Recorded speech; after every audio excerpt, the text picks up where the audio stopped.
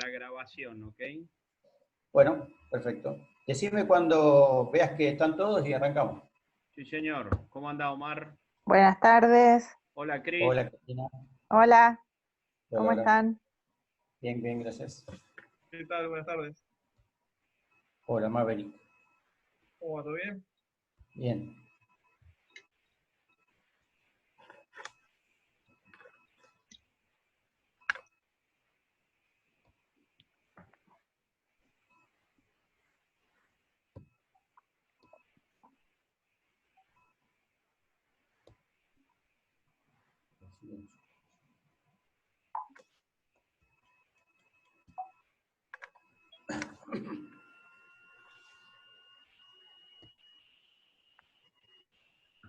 ¿Cuántos juntamos? Conté 11 yo. No. 7 tengo. Ah, sí. Pero me parece que había un poco más. Pedro Quiñones estaba anotado. Sí, hay anotado 10, 11. Claro, eso. Yo conté 10 u 11 anotados. Exactamente. Como Bueno. dijimos, 5 de tolerancia y arrancamos, ¿te parece? Bueno, sí. Calculo que 25 minutos tendría que pasar por todas las filminas para que quede un tiempito de preguntas, si hubiera. Buenísimo. Pero puede fallar, ¿eh? Puede fallar. Sí. Bueno, ¿nos puedes ir contando cómo se te ocurrió la charla esta? ¿Por qué? En realidad por un par de cosas. En primer lugar, porque siempre que estamos en el simulador vemos este tipo de cosas, como de acuerdo a la situación, a la condición y a la situación de vuelo puede cambiar la velocidad de pérdida. Y una noche navegando por los universos de la aviación encontré una charla al respecto y de la cual me sirvió de inspiración. Y pude robar algunas imágenes, así que por eso me decidí a hablar de esto, que es un tema bastante crítico, porque uno piensa, bueno, está contado en la charla, van a ver que uno va a ver cómo arranca la charla. Verán que el título ya es un poquito distinto de lo que se promocionaba, más que hablar de la velocidad de pérdida, sobre las cosas que hacen que la velocidad de pérdida no sea un solo número. Así que no es la velocidad de pérdida.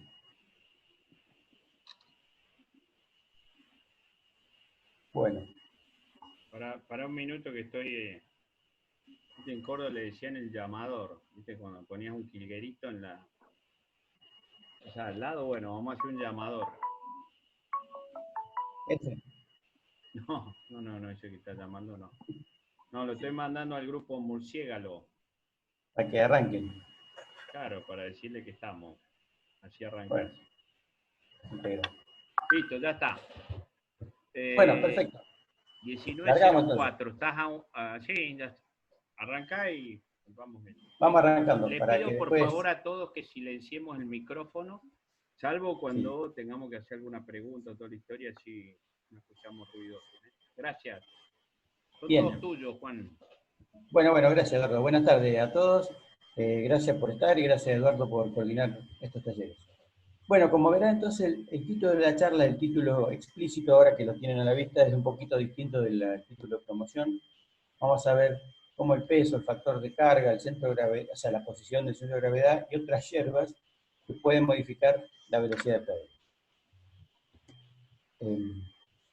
Eso sería si anduviera un avance. Pero entonces, ¿cómo es el asunto? ¿Cuántas velocidades de pérdida hay? ¿A cuál le tengo que hacer caso? ¿Quién es el verdadero responsable de la pérdida o los verdaderos responsables si hubiera más de uno? Entonces, lo que vamos a hacer en esta charla es analizar un poco más profundamente esta frase que aparece en los manuales de todos los aviones.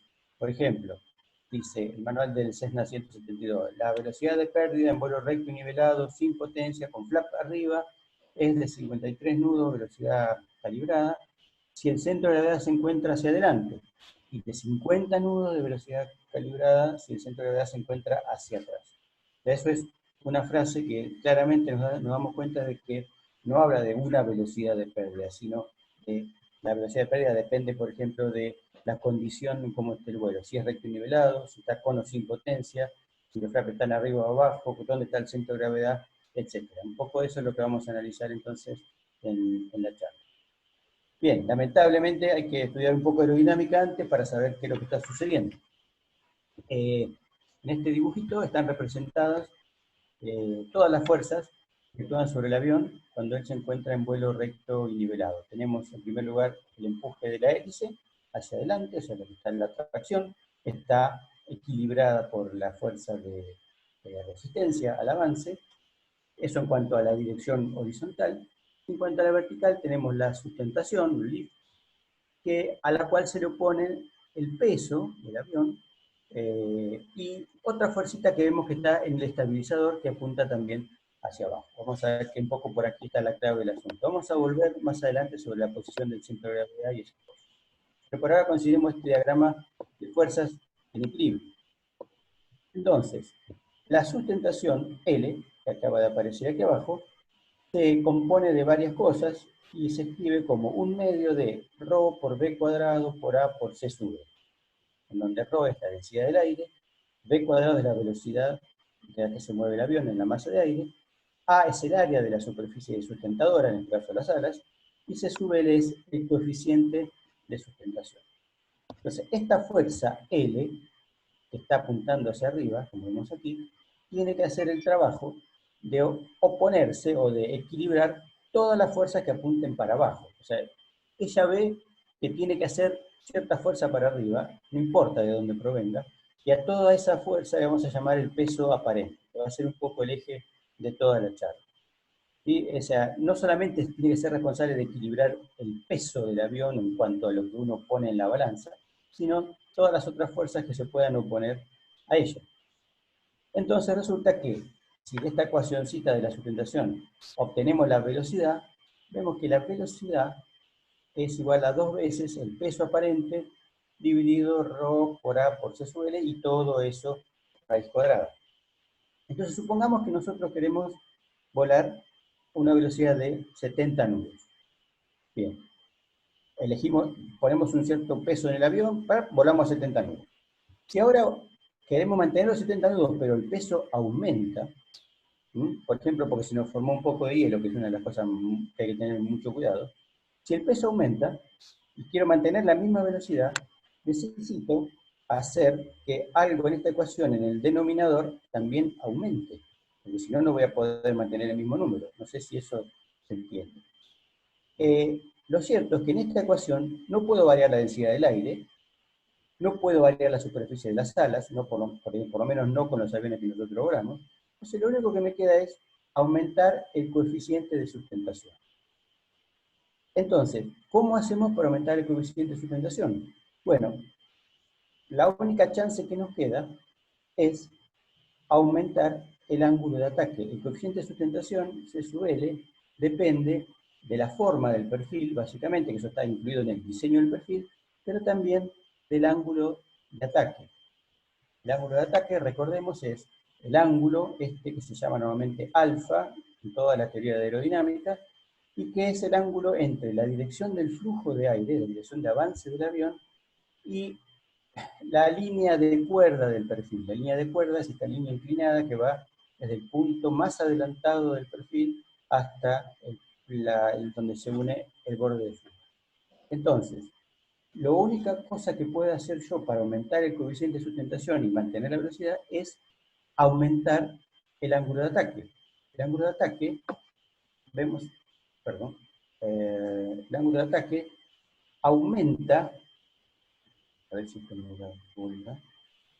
Así, vemos aquí que aumenta continuamente desde un valor muy pequeño a medida que aumenta, perdón, el coeficiente de sustentación aumenta con el ángulo de ataque, hasta que llega un momento en que el coeficiente de sustentación desaparece cuando llegamos a lo que se llama el ángulo crítico. Esta es la zona donde se produce la pérdida de velocidad. Entonces, en principio, más que la velocidad, es el ángulo de ataque el responsable de que se produzca la pérdida. Cuando el ángulo de ataque es tal que el coeficiente que se sube llega a este valor donde está el ángulo crítico, ahí se produce la pérdida. Entonces, como les digo aquí, la frase matadora. El ala no está en pérdida si se encuentra, el ala está en pérdida si se encuentra en o por encima del ángulo de ataque crítico, más que a o por debajo de cierta velocidad del aire. ¿Se dan cuenta? La velocidad a la cual la aeronave entra en pérdida puede variar con el peso de la aeronave, el factor de carga, la posición del centro de gravedad, etc. Sin embargo, la pérdida se va a producir siempre para el ángulo de ataque crítico o de pérdida, el cual para la mayoría de los perfiles aerodinámicos que nosotros manejamos por lo menos, que no son perfiles supercríticos, está entre 15 y 20 grados. Entonces nos vamos a dedicar a analizar esta situación y la vamos a relacionar con el peso. Acá les muestro una imagen para que tengan una idea de qué... ¿Sí? ¿Me escuchás un minuto? ¿Sí? Un par de cositas por ahí para que ellos me interpreten. Creo que todo lo tenemos claro, pero por las dudas lo sé. La forma que nosotros tenemos de aumentar el ángulo de ataque es tirando palanca atrás, ¿ok? Exactamente, sí. ¿Okay? Gracias. Y como muy bien lo dijo Juan, la pérdida no es exclusivamente por velocidad, por más que es lo que nosotros apreciamos cada vez que hacemos una pérdida o una aproximación a la pérdida, sino es por cuando pasa el CL crítico, o sea, el ángulo de ataque crítico o máximo, y por eso existe en algunos casos, no en el de los perfiles de que volamos, pero en otros perfiles, las pérdidas de alta velocidad. ¿Podemos entrar en pérdida a 300 nudos? Sí, se puede entrar en pérdida a 300 nudos, si sobrepasamos ese ángulo de ataque. Juan, te agradezco. Digo, gracias. Bien, no, simplemente unos ejemplos, cuando un perfil está con bajo ángulo de ataque, esta situación de aquí, donde el flujo del aire está pegado ordenadamente al perfil, se mantiene sobre lo que se llama la capa límite, si aumentamos un poquito el ángulo de ataque, o lo llevamos a un ángulo de ataque ya elevado, vemos que el flujo del aire empieza a hacerse un poco desprolijo sobre la parte de atrás del perfil, empieza a hacerse turbulento, y finalmente, para un ala en pérdida, ya no tenemos ese flujo suave sobre el extra 2, sino que se produce un flujo totalmente turbulento. En este último caso, el tercer ejemplo, se ha superado el ángulo. Ahora vamos a repasar un poco todo esto que vengo diciendo, pero quería introducirle la causa aerodinámica de la pérdida de velocidad. Entonces, ¿qué pasa con el peso? Como les decía, a una dada velocidad, mayor peso requiere incrementar la sustentación. Insisto, estoy tratando de mantener la velocidad. Por lo tanto, necesito aumentar la sustentación. Lo único que puedo hacer para aumentar la sustentación es aumentar el ángulo de ataque. Entonces, como aumentó el ángulo de ataque, la velocidad a la que estamos volando, que la hemos mantenido constante y no se ha modificado, es ahora más próxima a la velocidad de pérdida. ¿Se dan cuenta? Porque el perfil está volando a la misma velocidad, pero ya más cerca del ángulo crítico. Entonces decimos, a veces con un poquito de abuso del lenguaje, que al aumentar el peso, aumenta la velocidad de pérdida. ¿Se dan cuenta? Lo que está pasando es que al aumentar el peso, debemos aumentar el ángulo de ataque, y por lo tanto nos aproxima, la velocidad a la que estamos volando está ahora más próxima a la velocidad de pérdida, porque el ángulo crítico está más cerca que antes. Siempre vale esta ecuación, insisto, la vamos a volver a ver una y otra vez. Si aumento el peso, tengo que aumentar la sustentación para mantener la velocidad. Por lo tanto, aumentar la sustentación significa aumentar el ángulo de ataque, me voy más próximo a la pérdida. Si disminuye el peso, puedo disminuir el ángulo de ataque, porque necesito disminuir la sustentación. Entonces, estoy más lejos del ángulo crítico y la velocidad está más lejos de la velocidad de pérdida. Conclusión número 1, a mayor peso, mayor velocidad de pérdida. Bien, otra situación en la que la velocidad de pérdida varía, es con el banqueo, es decir, la inclinación de las alas.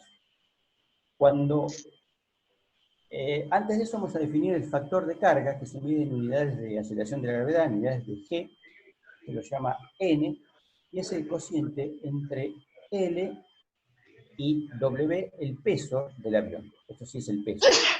La sustentación, o sea, la fuerza de sustentación y la magnitud de la fuerza y la magnitud del peso. Salud. Salud. Esto es igual a 1 sobre coseno de tita. Esta es la definición. Ahora vamos a ver quién es este ángulo. Este ángulo de tita es el ángulo de inclinación de las alas o el ángulo de banco. Vamos a ver 3 situaciones para ejemplificar esto. La primera situación, tenemos un avioncito volando recto y nivelado, o sea, con ángulo de inclinación 0 grados. En ese caso, la fuerza de sustentación, que siempre es perpendicular a la superficie de las alas, eso es muy importante, se opone directamente a la fuerza del peso que apunta hacia el centro de la Tierra.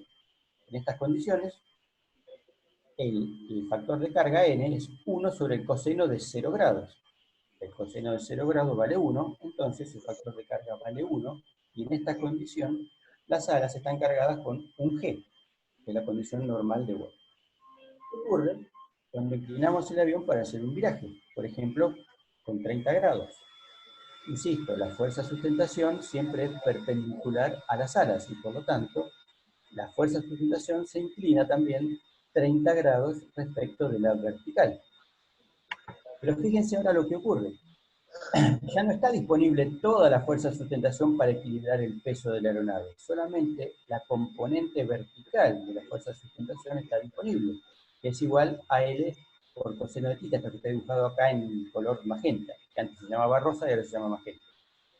Esa fuerza vertical es la única que puede compensar el peso. La otra componente de la sustentación es una fuerza centrípeta que sirve para que el avión pueda mantenerse en una trayectoria de viraje. Si no existe esta fuerza hacia adentro, la trayectoria circular no puede existir. En estas condiciones, ahora, el peso está equilibrado por L coseno de θ, que es 30 grados.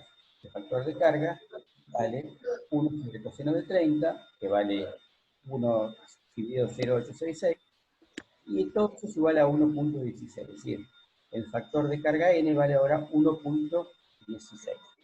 Eso es equivalente a decir que la sustentación B está viendo ella, la fuerza L, dice, che, ¿qué tan grande tengo que ser? Y tengo que ser un 16% más grande que antes, la condición de vuelo recto y nivelado.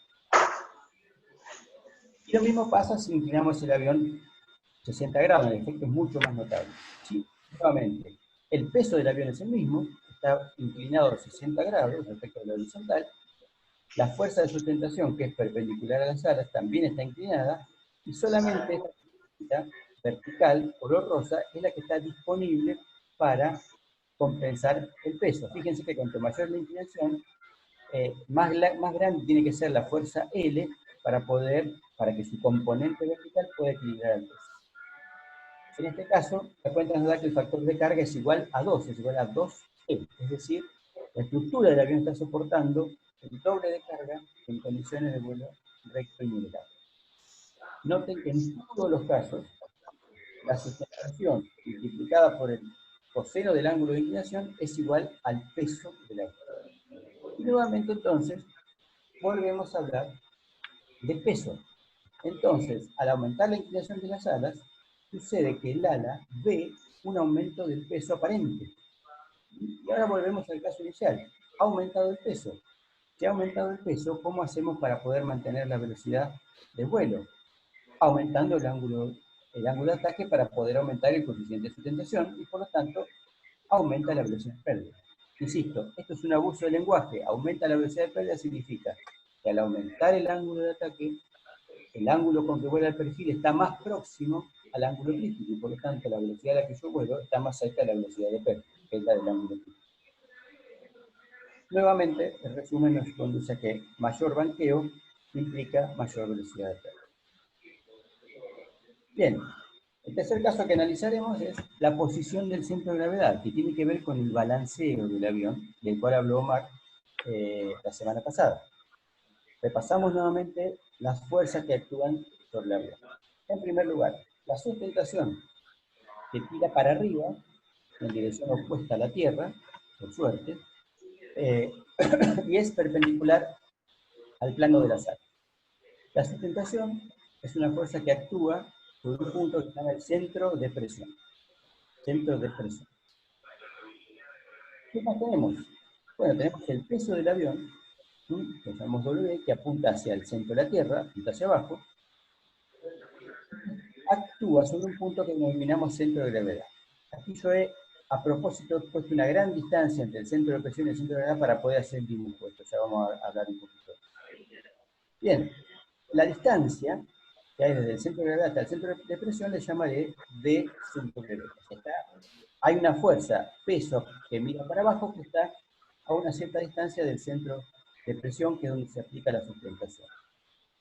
Uno puede considerar que el avión está colgando de las nubes, tirando desde el centro de presión. O sea, la fuerza de sustentación es como un hilo que nos ata al cielo y nos mantiene colgaditos de ahí.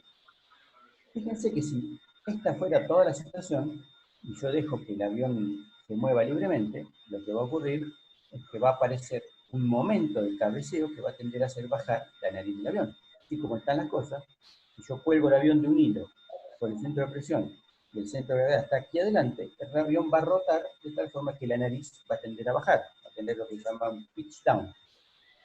Entonces, para que el avión pueda volar recto y nivelado, necesitamos algo más, del cual ya dimos una pequeña introducción. Necesitamos una fuerza sobre el estabilizador que apunte hacia abajo. No, Pela, no venga porque no te van a dejar.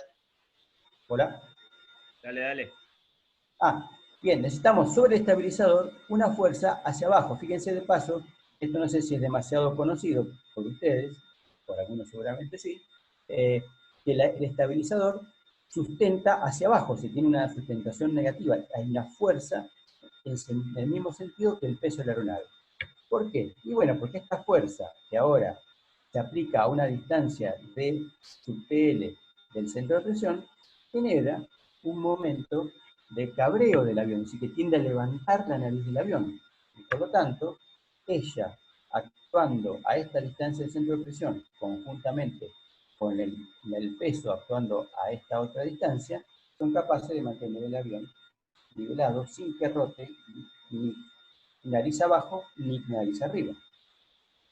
Aquí tenemos el esquema completo del equilibrio de la aeronave, es decir, la suma de las fuerzas, todo lo que tira para arriba debe ser igual a todo lo que tira para abajo, eso es L, debe ser igual al peso más la sustentación negativa del estabilizador, y también eso impediría por ahora que el avión suba o baje como un globito, que vaya para arriba o para abajo, cuando estas fuerzas son iguales.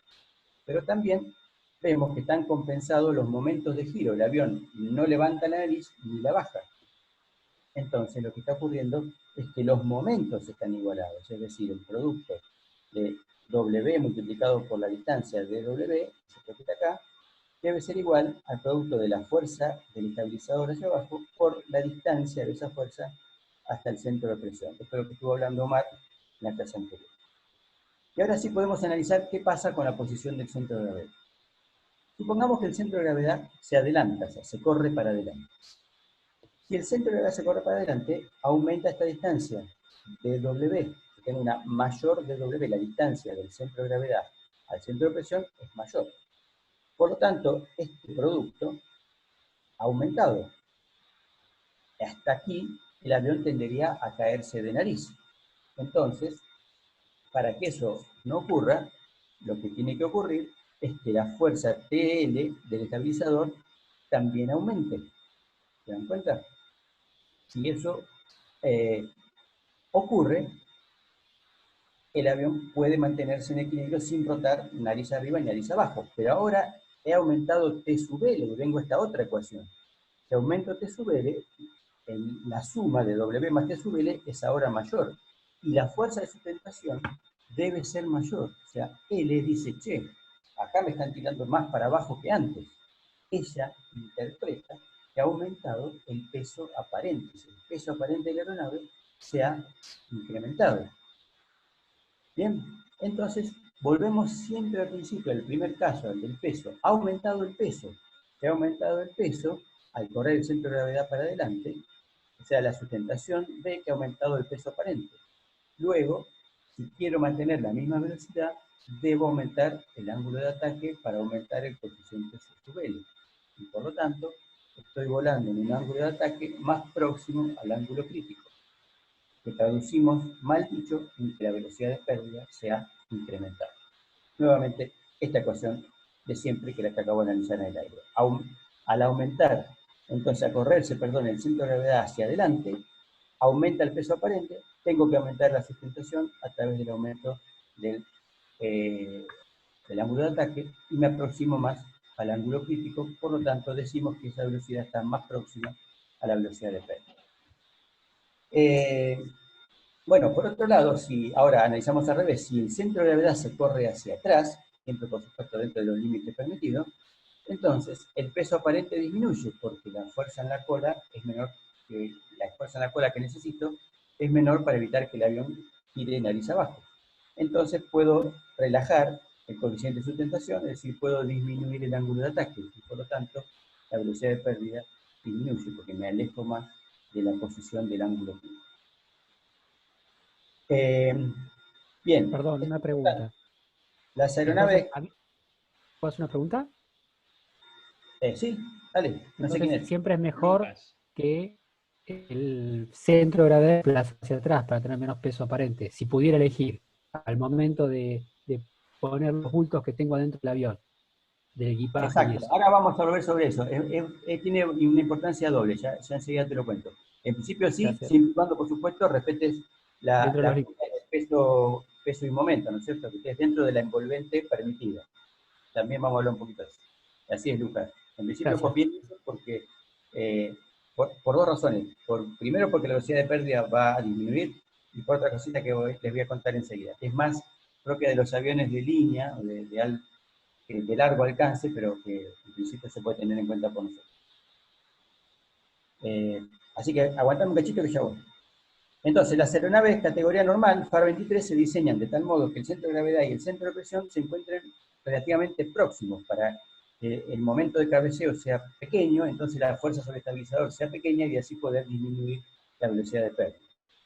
Por supuesto, el centro de gravedad está ligeramente hacia adelante del centro de presión, de tal forma que ante una situación de pérdida, la nariz tiende a caer naturalmente y el avión se recupera prácticamente solo de la pérdida. Insisto, es una aeronave categoría normal que estamos volando nosotros por ahora. En resumen, entonces, la velocidad de pérdida aumenta a medida que se adelanta al centro de gravedad y podríamos decir disminuye a medida que se retrasa el centro de gravedad. Y ahora vamos un poco a la pregunta de Lucas. Podemos decir un poquito más sobre el centro de gravedad. Como les decía, cuando el centro de gravedad se retrasa, es necesario aplicar menor fuerza sobre el estabilizador.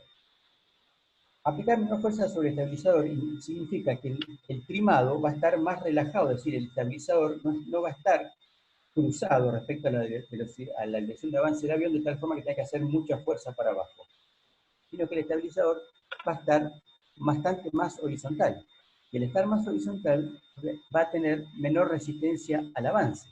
Por lo tanto, Lucas y todo, el retrasar el centro de gravedad lo más posible dentro de los límites permitidos, hace que la resistencia al avance sea menor, lo cual redunda en un aumento de la velocidad de crucero eventualmente y un mayor aumento en la eficiencia de combustible.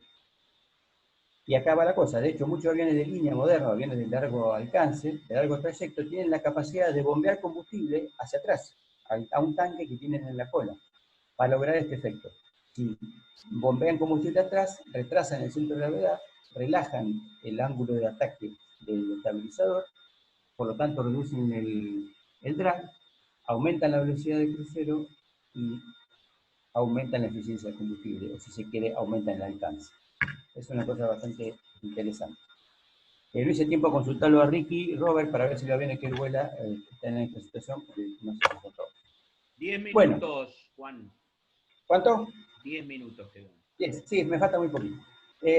Los extremos que tenemos que respetar son, si el centro de gravedad se atrasa demasiado, o sea, los aviones acrobáticos por el general tienen centro de gravedad prácticamente coincidente con el centro de presión, el aeroplano se vuelve inestable en cuanto al cabeceo, es decir, no va a tener tendencia natural a ir para ningún lado y, bueno, dependerá de la habilidad del piloto de que la cosa ocurra como él quiere. Si no entiendo mal, Eduardo, también los aviones militares suelen tener centro de gravedad retrasado para aumentar la maniobrabilidad. Sí. Bien. En subsónico y en supersónico al revés. ¿Cómo? En subsónico y en supersónico al revés. Ah, ok. Gracias. Bien. Otra cosa es que si el centro de gravedad se adelanta demasiado, no solo ocurre este problema de que disminuye la eficiencia de combustible y todo eso, como planteaba Lucas, sino que el cabeceo resulta excesivo, entonces se reduce la maniobrabilidad, porque el avión va a tender siempre a bajar mucho la nariz. Esto nos puede traer problemas, sobre todo cuando estamos cerca del piso, cuando tratamos de hacer la recuperación para el aterrizaje, donde puede ocurrir que aún con todo el mando atrás, no podamos levantar la nariz del avión y nos demos un famoso planetazo. Bien, la última cosa, ¿de qué forma puede afectar a la velocidad de pérdida el empuje del motor? Aquí he vuelto a dibujar nuestro sistema, ahora no voy a ser tan minucioso con la suma de las fuerzas, pero fíjense que, por ejemplo, en esta actitud, el avión de nariz arriba, el empuje de la hélice es a lo largo del eje del fuselaje. Fíjense esto que está aquí, el viento relativo, es la dirección de avance del avión. No es que el avión está saliendo hacia arriba, sino que está con un gran ángulo de ataque. Bien, tenemos como siempre la fuerza de sustentación que apunta hacia el cielo, y ahora a la fuerza de empuje del motor la podemos descomponer en dos partes. Una horizontal hacia adelante, que hace que el avión avance en la dirección que nosotros deseamos, y otra que está dibujado aquí en verde, que tira para arriba, es decir, para el mismo lado que la sustentación. En definitiva, la sustentación ve que su trabajo está siendo aliviado, es decir, cree que el peso aparente es menor. Y volvemos a la cuestión del peso. Como siempre, el peso aparente disminuye, entonces hace falta menor coeficiente de sustentación, para lo cual puedo disminuir el ángulo de ataque, puedo alejarme del ángulo crítico donde se produce la pérdida. Por lo tanto, en estas condiciones de vuelo, la velocidad a la que estoy volando está más lejos de la pérdida que antes, es decir, la velocidad de pérdida ha disminuido. El efecto resultante o el efecto neto de eso es que la velocidad de pérdida se ha reducido. Bueno, muchas gracias por este rapidísimo paseo. La verdad es que la charla tiene más por objetivo motivar a la gente a estudiar esto que pretender que esté todo clarísimo, porque hay montones de conceptos entreverados, así que estoy a disposición de las preguntas ahora o cuando gusten para ayudarles. Está a mi alcance. Nos quedan 6 minutos, o sea que por lo que veo vamos a poder hacer, creo que un reencuentro también en 6 minutos. Si hay muchas preguntas o hay una serie de cosas que sería interesante, digamos, bajar todo esto que fue espectacular, digamos, y toda la charla sobre el tema de, digamos, lo que es el centro de gravedad, el centro de presión, cómo manejamos eso y de qué manera nosotros tenemos que prever eso, ¿ok? Por ejemplo, cuando nosotros estamos en un viraje de básica para final y sobreinclinamos, y pasa todo esto que dice Juan, ¿ok? Entonces, bueno, no sé, así arrancamos con las preguntas. Cuando se corte, yo reenvío un lugar y nos conectamos los que quieren, ¿ok? ¿Te parece, Juan? Sí, sí. Vamos, adelante con las preguntas si hay. Yo tengo una.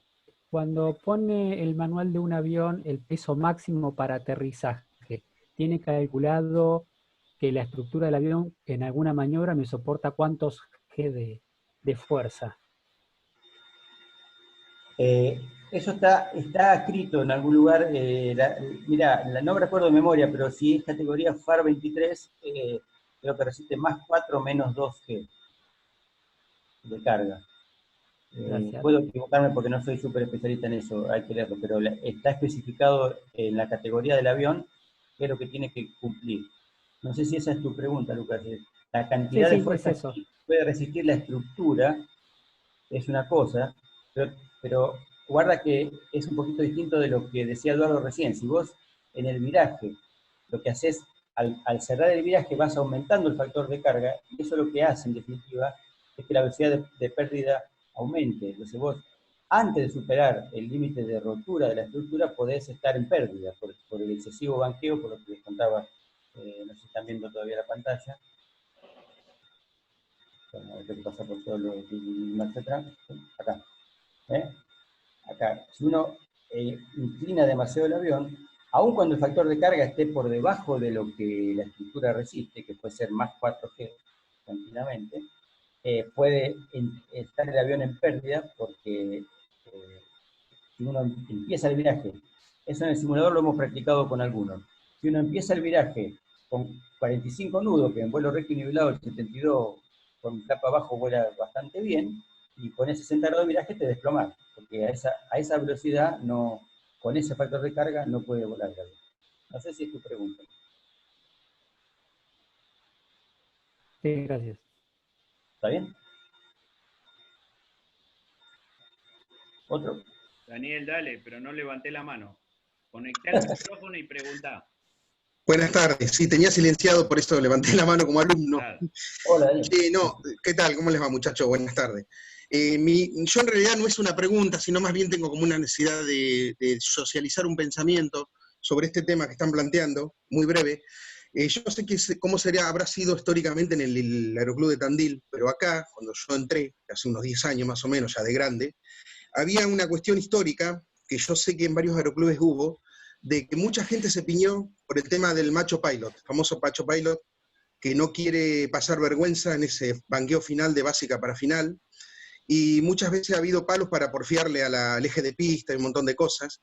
Y bueno, acá una de las cosas que siempre hemos charlado, yo soy un pilotín, pero lo que he estudiado, siempre me preocupo por estudiar, por profesionarme, y lo que le decimos mucho a los chicos con los instructores es que no importa si te pasás del eje de pista, si tenés que hacer un escape sobre la pista, hacer un escape, o afuera de la pista hacer un escape, porque yo sé que hubo muchísimos, lamentablemente muchos accidentes por esta cuestión que es cultural, creo, de que era cultural, no sé, en algún tiempo, y no sé si se seguirá repitiendo o no, pero que esperemos que no, que esté cambiando ese pensamiento con respecto a eso. No sé qué opinan ustedes, qué visión tienen ahí sobre este tema, porque justamente creo que tiene que ver con ese momento, ¿no? El momento final de básica, cuando uno por ahí le pifia porque no vio el viento, por lo que sea, y por ahí se pone porfiado y bueno, y ahí está el chiste, ¿no? No sé si es atinado lo que estoy diciendo, pero necesitaba exteriorizarlo. Yo coincido, o sea, está bien, sí, es uno de los problemas, digamos, no tiene que ver con la aerodinámica, sino con el cerebro de la gente, pero le pasa a los mejores. ¿Sigue pasando, en tu opinión? Bueno, Sí. muchos accidentes siguen ocurriendo por eso. Ah. Pero lo que pasa es que no es por macho pilot, hay que estar en el lugar, en el momento. Eso es lo único que podría no coincidir con vos. No, esto fue más que nada una leyenda urbana que circulaba acá, el famoso macho pilot que porfiaba por no pasar vergüenza porque te está mirando abajo, etcétera, etcétera. Bueno, nada, esas cosas que hacen de que por un momento te agarra el boludeo. Simplemente uno cree que lo va a lograr, y eso es lo que hay que tener cuidado. Ahí está.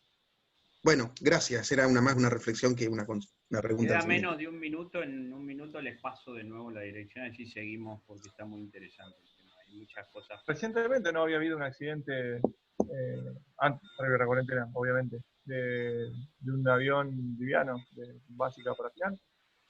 No me acuerdo en qué localidad. Entiendo que sí, Omar, no recuerdo el caso, pero en Planeadores también hubo hace un par de años una chica que se mató en Zárate, ¿no? Sí.